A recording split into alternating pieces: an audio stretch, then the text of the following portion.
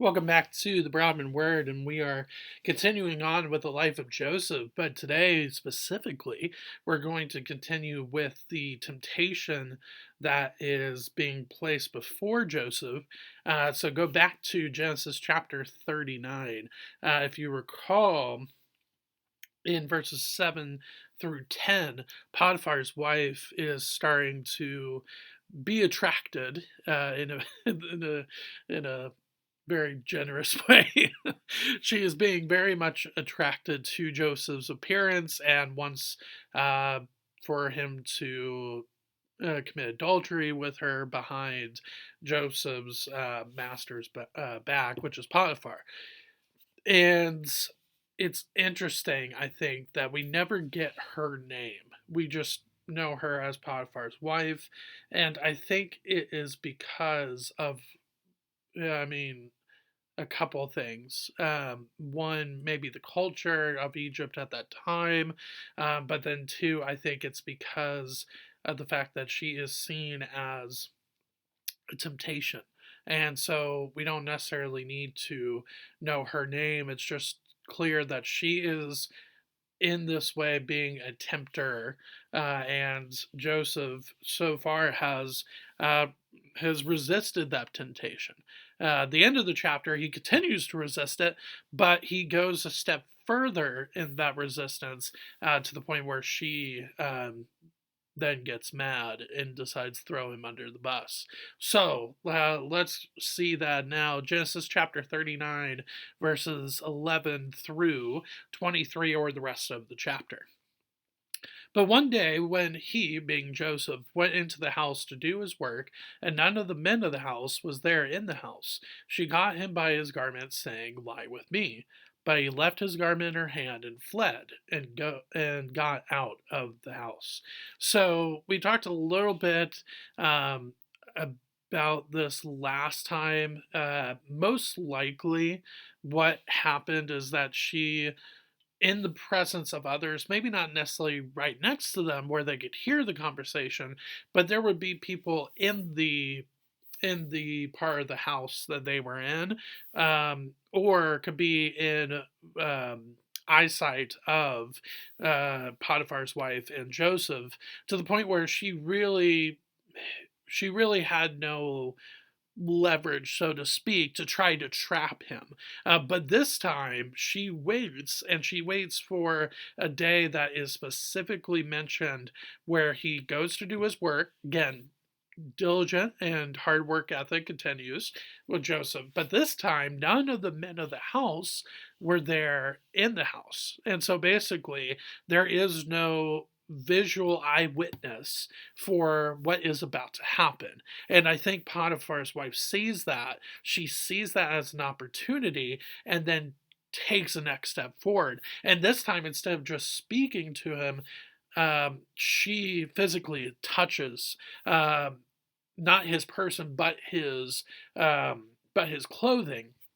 So she's taking a step further as well, instead of just waiting and being just and then coming and asking Joseph again, would he commit adultery with her?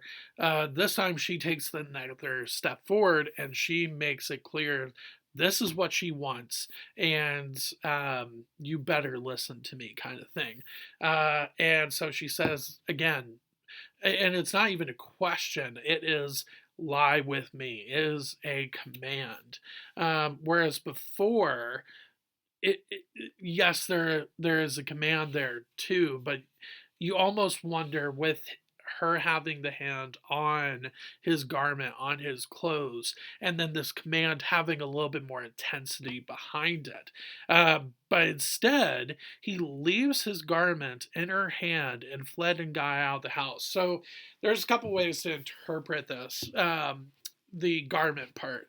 We'll get to the fleeing here in a second, but when it comes to the garment part, there's a couple ways to understand this. So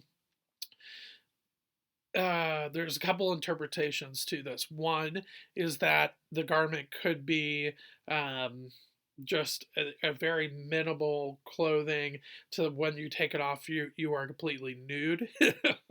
It's possible that that could be the case. So Joseph is running away nude, but I think more so it's probably an outer garment.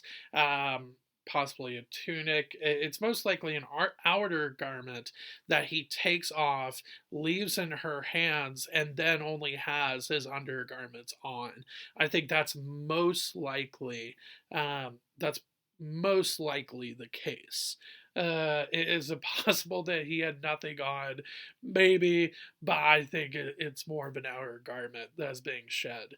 But the thing that I want to really point out in this passage is fleeing from temptation. So you see this obviously literally with Joseph, right? Because we talk so much about his character and his work ethic in the first part of chapter 39. It's still true here in the second part, but we see that character being specifically seen in the fleeing from temptation. And don't get me wrong, it is so much easier said than to actually do this because temptation is often so enticing. But it is important that we do so. Um, Now, if we fail to do so, that doesn't mean that Jesus forgets about us or forsakes us. But if we are yearning to be more and more like Christ, we want to see these times of temptation and run away from them. Um, yeah, that to me is really kind of the point of this part here as he flees from temptation. But then, of course, she has a response to it. Potiphar's wife does. Verse 13. And as soon as she saw that he had left his garment in her hand and had fled out of the house, she called to the men of her household and said to them, See, he has brought among us a Hebrew to laugh at us, he being Potiphar. He came in to me to lie with me, and I cried out with a loud voice.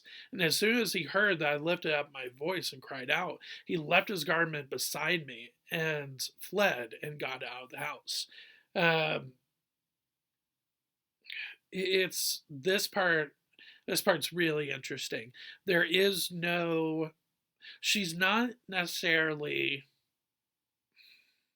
she's not necessarily how should I put this? She's not necessarily accusing Joseph of rape here because nothing happened. She never claims that anything happened sexually, but it's more about the disrespect of his master's wife. That is the thing that she is getting at, because she has been trying to get with him many, many times, and he's refusing. And she got to the point where I think it's just, oh, well, I want this, and I don't care what I have to do at this point. That's where she's at. This is where she's allowed um, her her lust and her covetousness to get to. Um, and yes, we can blame her, but I think it's interesting that we never really talk about Potiphar here.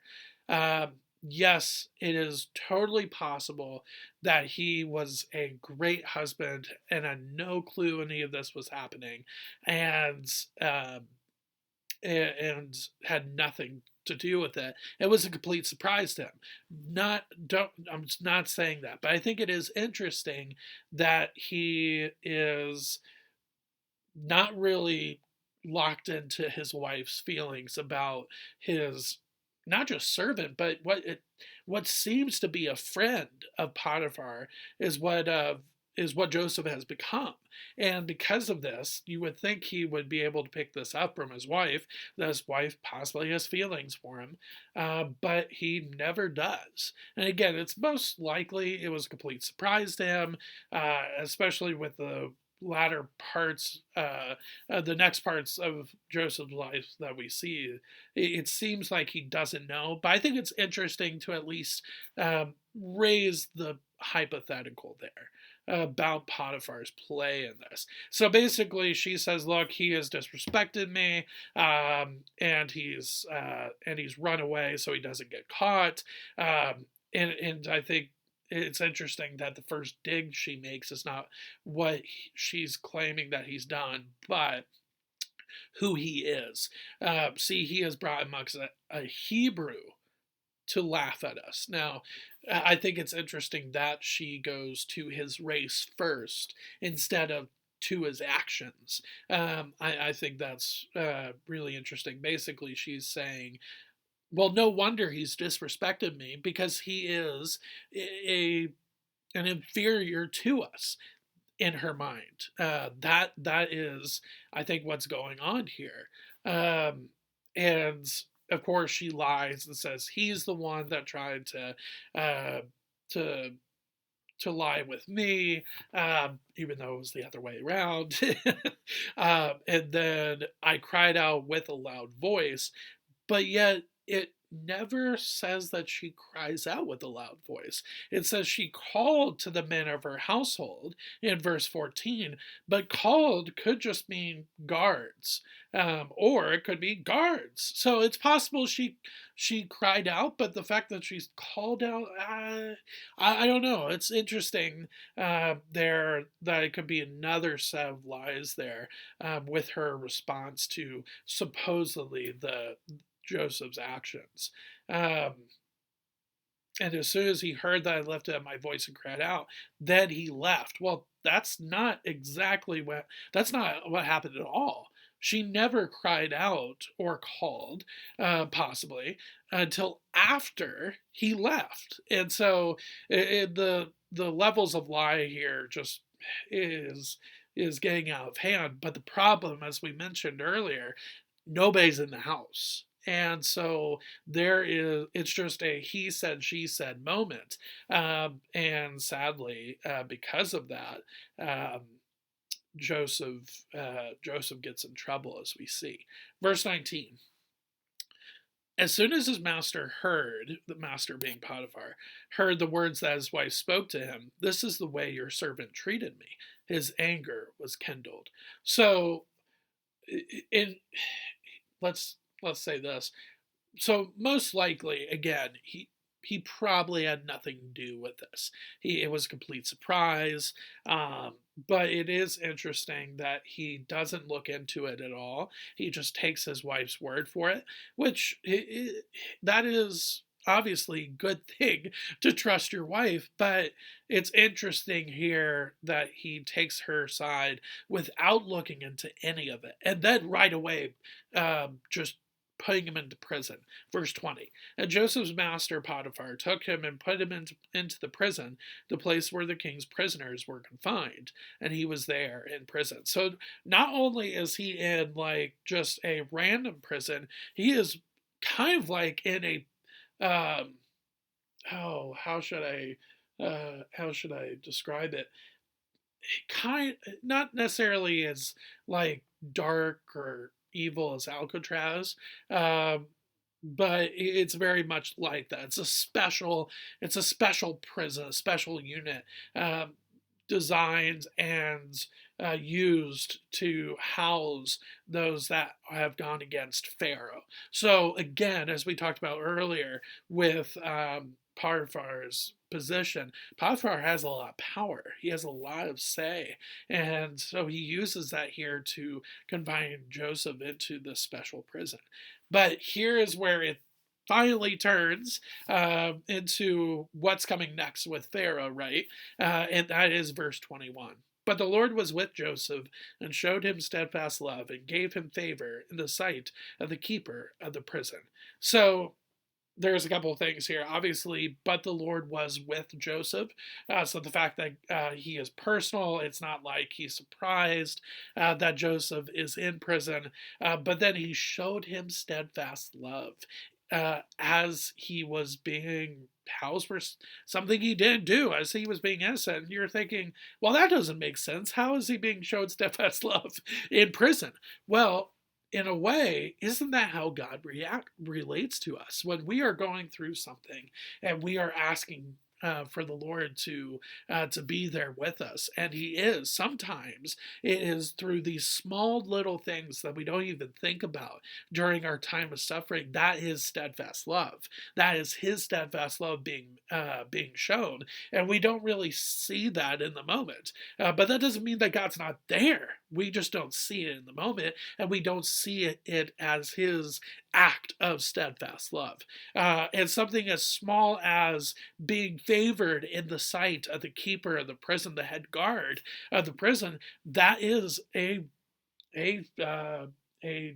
type or an example of a small act of steadfast love. And so let's see what that is. Verse 22. And the keeper of the prison put Joseph in charge of all the prisoners who were in the prison. Whatever was done there, he was the one who did it. The keeper of the prison paid no attention to anything that was in Joseph's charge, because the Lord was with him. And whatever he did, the Lord made it succeed. Really, really interesting, because at the beginning of the chapter, you see the same thing with Potiphar. Look at this. It's interesting. Verse 2, the Lord was with Joseph, and then later on with the captain of the guard, but the Lord was with Joseph in the prison.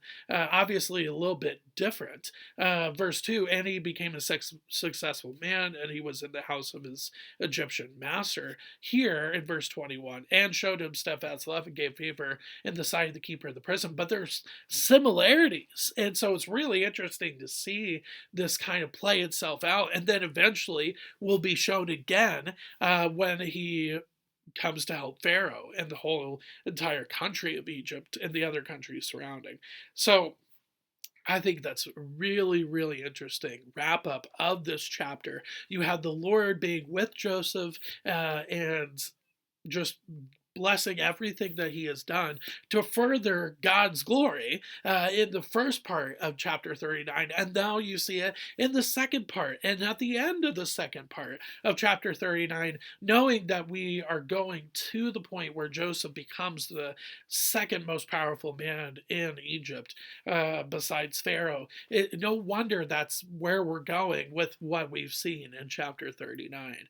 So we will continue on the way towards the ascension of Joseph to the side of Pharaoh.